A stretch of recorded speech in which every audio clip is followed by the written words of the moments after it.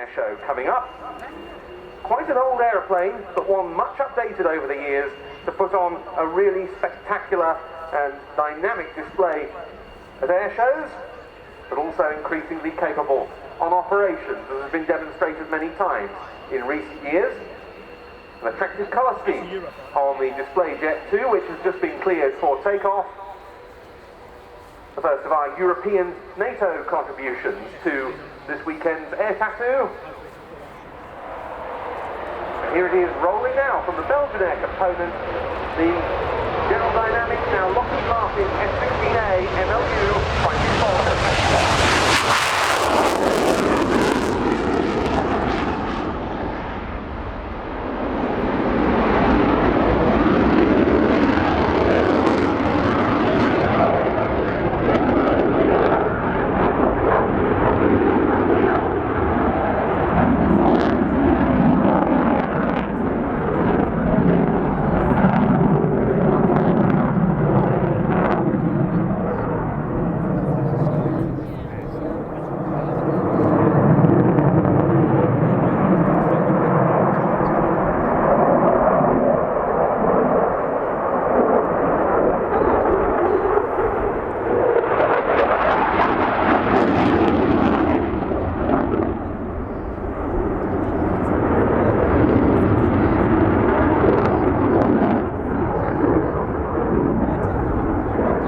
Of a number of F-16 displays over the RIAT weekend. The weather has cleared just in time to allow Gizmo to give his full and/or rolling display.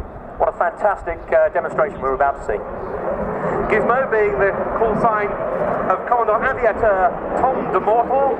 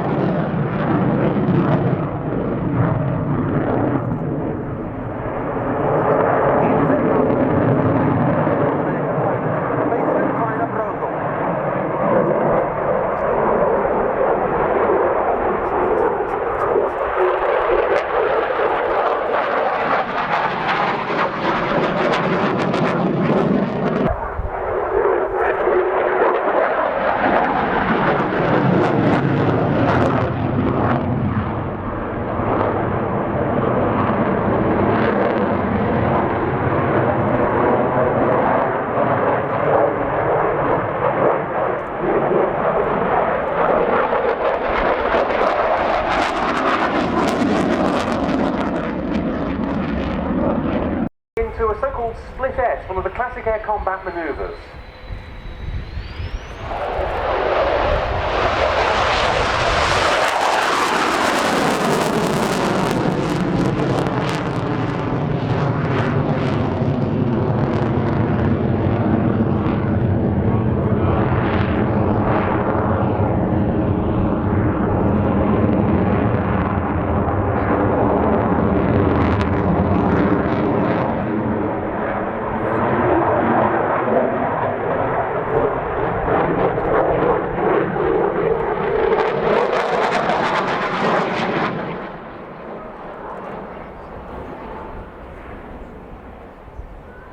Aileron roll out.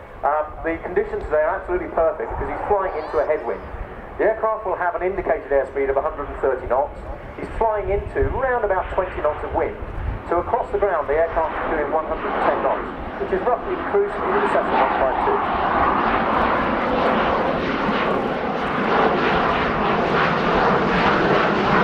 Once again, the aircraft is got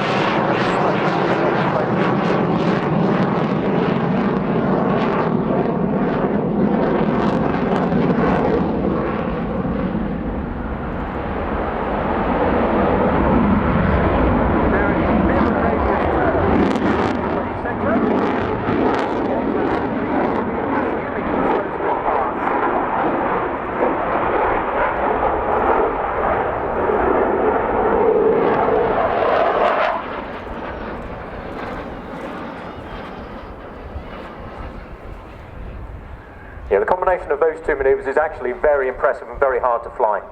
He's going from minimum speed to minimum radius, and that turn was a radius of about 1,500 feet. Truly impressive for an aircraft that has been flying well in excess of 40 years.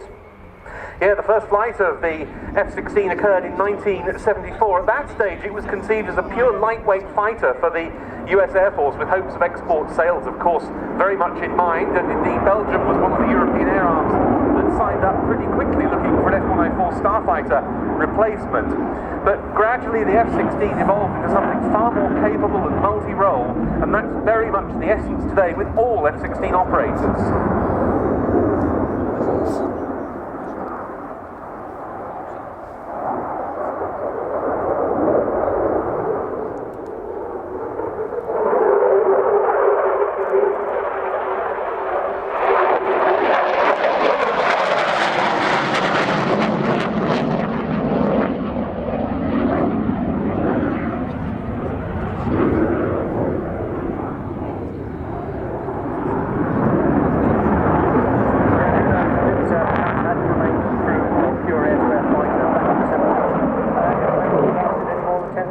But the way the aircraft has evolved has assured its 40-year lifespan plus, and at the same time, successful fighters of all time.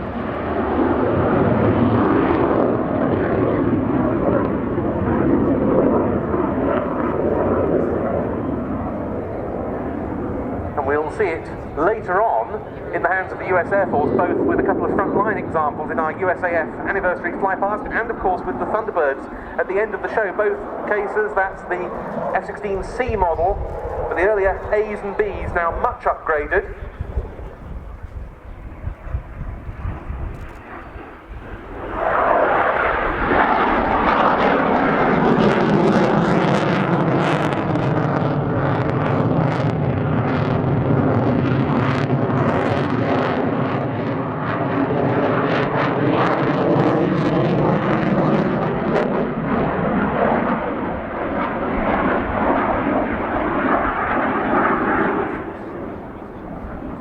So going back to the 1980s, when I was on the Phantom, we fought against these aircraft, the Belgian F-16s, and they were truly basic at the time. They had a pulse radar only, they only had Sidewinder missiles, no air-to-ground capability, and no radar warning receiver. But with the midlife update, they've turned them into a truly 21st century combat-capable aircraft. And in an era of shrinking defence budgets, that's all the more important. The end of the Cold War has seen quite a radical slimming down of the Belgian F-16 fleet, but it is, as Mark was saying, much more capable. They've been into action in all sorts of multinational operations in recent years in the Balkans, in Afghanistan, in the Baltic Air Policing mission, providing air defence to the three Baltic states, Estonia, Latvia and Lithuania. They were in action in 2011 over Libya, and more recently in the efforts to combat the so-called Islamic State, or Daesh. Also, Belgium shares quick reaction alert air defence duties in the Benelux countries with the F-16s of the Royal Netherlands Air Force. There we saw one from the Belgian Air component from 10 Wing at Kleine Brogel, the F-16A MLU Fighting Falcon.